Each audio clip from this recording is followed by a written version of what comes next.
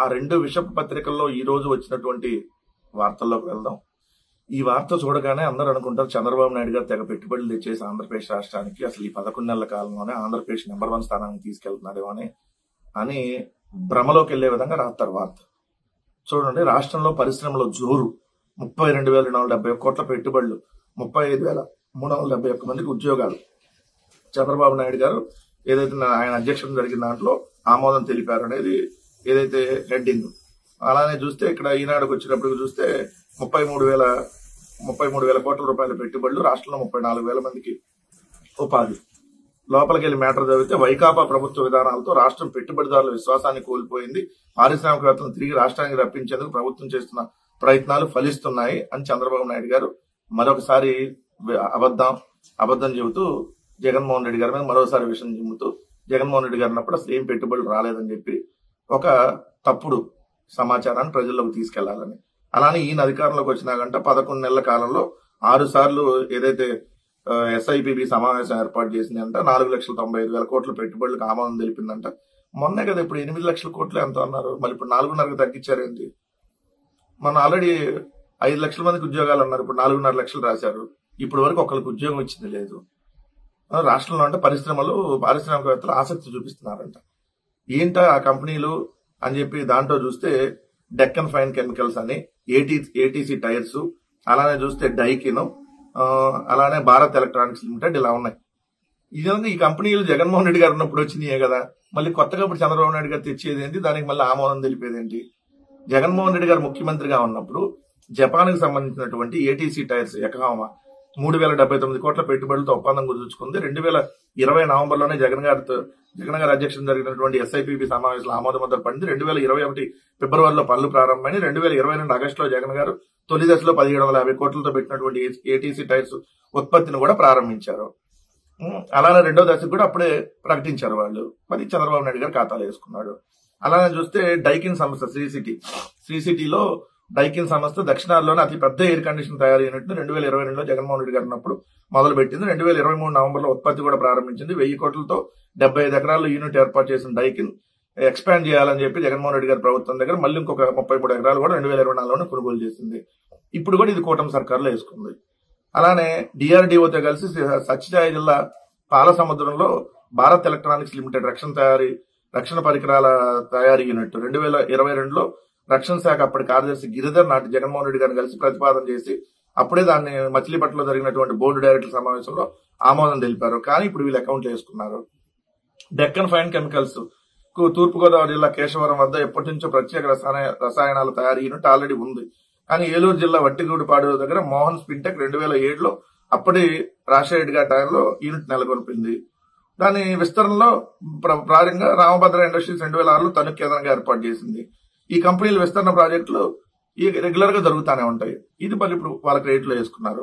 ఇలానే మీరు చూస్తే అనేకం అంతకుముందు జగన్మోహన్ రెడ్డి హయాంలో వచ్చినటువంటి ఎన్టీపీసీ ఇప్పుడు చంద్రబాబు నాయుడు గారి ఖాతాలో వేసుకున్నారు. గ్రీన్కో ప్రపంచంలోనే అతి పెద్ద పునరుత్పాదక ప్రాజెక్టు ఏదైతే పవర్ కు సంబంధించి అది వీళ్ళ ఖాతాలో వేసేసుకున్నారు.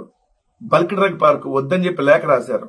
కానీ దాన్ని మొన్న వచ్చి ప్రధానమంత్రి నరేంద్ర మోడీ గారు శంకుస్థాపన చేసి వీళ్ళ ఖాతాలో వేసుకున్నారు. 16 రాష్ట్రాలు ట్రై చేసినా జగన్మోహన్ రెడ్డి గారు దాన్ని తెచ్చుకోగలిగాడు. ఇట్లా జగన్మోహన్ రెడ్డి గారు తెచ్చినన్ని వాళ్ళ ఖాతాలోకి వేసుకోవటం. ఇప్పుడు జగన్మోహన్ రెడ్డి గారు కట్టినన్ని వీళ్ళు ఓపెన్ చేసి వీళ్ళే చేసేసినట్టుగా ముద్ర వేసుకోవటం.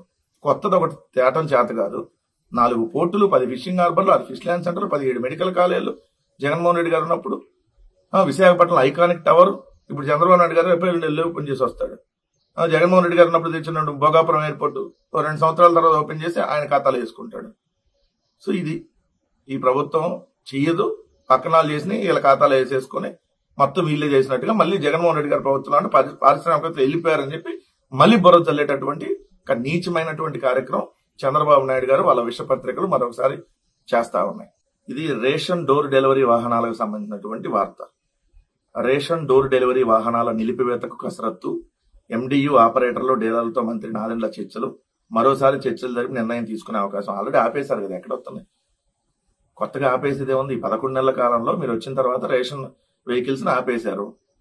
ఎందుకంటే ఈ రోజు రేషన్ కావాలని అంటే నిన్న చూసాం కదా, నిన్న కూడా విశాఖపట్నంలో పెద్ద క్యూ, ఏదైతే పెద్ద క్యూ ఉన్నారు ఏదైతే వాళ్ళు వెళ్తుంది నీడలో కూర్చొని ఎండలో నిలబడలేక వరుసగా వాళ్ళకి సంబంధించినటువంటి రేషన్ కార్డు ఏదైతే ఉందో అవన్నీ లైన్ లో పెట్టుకొని రేషన్ కార్డు, ఆ రేషన్ తీసుకెళ్లేటువంటి సంచి అన్ని లైన్ గా మనం చూసాం కదా విశాఖపట్నంలో మొన్న. రేషన్ సంబంధించి వెహికల్స్ వస్తే అట్లా లైన్ లో వెళ్ళి జనాలు నిలబడగా ఇంటికి వచ్చి జగన్మోహన్ రెడ్డి గారు ప్రభుత్వం ఉన్నప్పుడు రేషన్ వెహికల్ ఇంటికి వచ్చి వాళ్ళకి రేషన్ అందించేది కదా. కానీ ఇప్పుడు ఆల్రెడీ నిలిపివేత కసరత్తు కదా, ఆల్రెడీ నిలిపివేశారు. గత వైసీపీ ప్రభుత్వం అనాలోచితంగా ప్రవేశపెట్టిన రేషన్ డోర్ డెలివరీని నిలిపివేసేందుకు ప్రభుత్వం కసరత్తు ప్రారంభించిందంట. ఇందులో భాగంగా పౌర సరఫరాల మంత్రి నాదెండ్ల మనోహర్ సమక్షంలో ఆ శాఖ ఉన్నతాధికారులు గురువారం రాష్ట్రంలో రేషన్ డీలర్ సంఘాల ప్రతినిధులతో, ఎండియూ ఆపరేటర్ల సంఘ నాయకులతో విజయవాడలో సివిల్ సప్లైస్ వల్ల విడివిడిగా చర్చలు జరిపారు. ఇది అనాలోచిత నిర్ణయం. అంటే ఇంటింటికి సంక్షేమ పథకాలు ఇవ్వడం మీ దృష్టిలో అనాలోచిత నిర్ణయం. రేషన్ వెహికల్స్ పెట్టి రేషన్ తో ఇంటింటికి రేషన్ అందించడం, రేషన్ వెహికల్స్ తో రేషన్ అందించడం అనాలోచిత నిర్ణయం. ఇంటింటికి పెన్షన్ అందించడం మీ దృష్టిలో అనాలోచిత నిర్ణయం. ఇంటింటికి ఫ్యామిలీ డాక్టర్ తీసుకురావడం మీ దృష్టిలో అనాలోచిత నిర్ణయం. మరి ఆలోచన నిర్ణయం ఏంటి అంటే జనాలు క్యూలో నిలబడి రోజులు పెన్షన్ల కోసం వచ్చి వృద్ధులు చనిపోవటం గొప్ప ఆలోచన నిర్ణయమా? సిగ్గు లేదు మాట్లాడటానికి. కడుపుకి అన్నమే కదా తింటున్నాం మనం. మన నాదెండ్ల మనోహర్ గారు గత ప్రభుత్వం అనాలోచితంగా తీసుకొని వచ్చింది వెహికల్స్ ని. ఇదే వెహికల్సే కదా మొన్న మీకు ఉపయోగపడింది విజయవాడ వరదలు వచ్చినప్పుడు. బుడమేరుకు సంబంధించి వరద వస్తే విజయవాడ నగరాన్ని ముంచినప్పుడు ఈ వెహికల్స్ ని ఎందుకు వాడారు? అనాలోచిత నిర్ణయమా? మాట్లాడేటప్పుడు కనీసం కొంచెం స్పృహతో ఒళ్ళు నోరు తెలిసేటట్టుగా మాట్లాడండి. ఒళ్ళేం పని చేస్తుంది, నోరేం పని చేస్తుందో తెలియకుండా ఇష్టం వచ్చినట్టుగా వాగితే అనాలోచిత నిర్ణయం అని. ఇంటింటికి పెన్షన్ అనేది అనాలోచిత నిర్ణయం. మీ దృష్టిలో అన్ని అనాలోచిత నిర్ణయం. స్కూల్ కట్టడం అనాలోచిత నిర్ణయం, పోర్టులు, ఫిషింగ్ హార్బర్లు, ఫిష్ ల్యాండ్ సెంటర్లు, హాస్పిటల్ బాగు చేయడం అన్ని మీ దృష్టిలో అనాలోచిత నిర్ణయాలు. నిన్న కాగ్ ఇచ్చినటువంటి రిపోర్టుకు సంబంధించి సాక్షి పత్రిక కాగ్ రిపోర్ట్ ని మెన్షన్ చేస్తూ గత ఏడాది ఆదాయం ఎంత వచ్చింది, ఈ ఏడాది ఆదాయం ఎంత వచ్చింది, ఎంతెంత తగ్గింది, అప్పులు ఎంతెంత పెరిగినాయి, ద్రవ్యలోటు ఎంతెంత పెరిగింది, రెవెన్యూ రాబడి ఎలా తగ్గింది అనేది ఒకటి వేశారు. ఎందుకంటే కాగ్ రిపోర్ట్ నిన్న కూడా మనం ప్రస్తావించుకున్నాం. ఈనాడులో చిన్నగా వేసి 1,64,000 కోట్ల ఆదాయం వచ్చింది, అసలు అంతకుముందు ఆదాయం ఎంత అయ్యలేదు, అసలు ఆంధ్రజ్యోతి అయితే కాగ్ రిపోర్ట్ ని నిన్న కనీసం వార్త కూడా నిన్న వేయలే. కానీ ఈ రోజు మాత్రం బ్యానర్ ఐటమ్ వేసి జగన్మోహన్ రెడ్డి గారి పత్రిక మీద బురద చల్లుతూ వార్త. సంపదపై శోకాలు, జగన్ పత్రిక రోతరాతలు, ఆదాయం తగ్గిందంటూ అబద్దాలు, పన్ను ఆదాయం వాటాలు ఎక్కువే అయినా రాబడి తగ్గిందని అబద్దాలు ఆడుతున్నారు. అసలు ట్యాక్స్ రెవెన్యూ గానీ, జీఎస్టీ వసూలు గానీ, ఎక్సైజ్ సుంకం గానీ, కేంద్ర పన్నుల వాటాల్లో గానీ అసలు ఆంధ్రప్రదేశ్ కి ఇరగదీసి వచ్చేసి ఆంధ్రప్రదేశ్ దూసుకుపోతుంది, చాలా ఆదాయం వచ్చేస్తుందని రాశారు.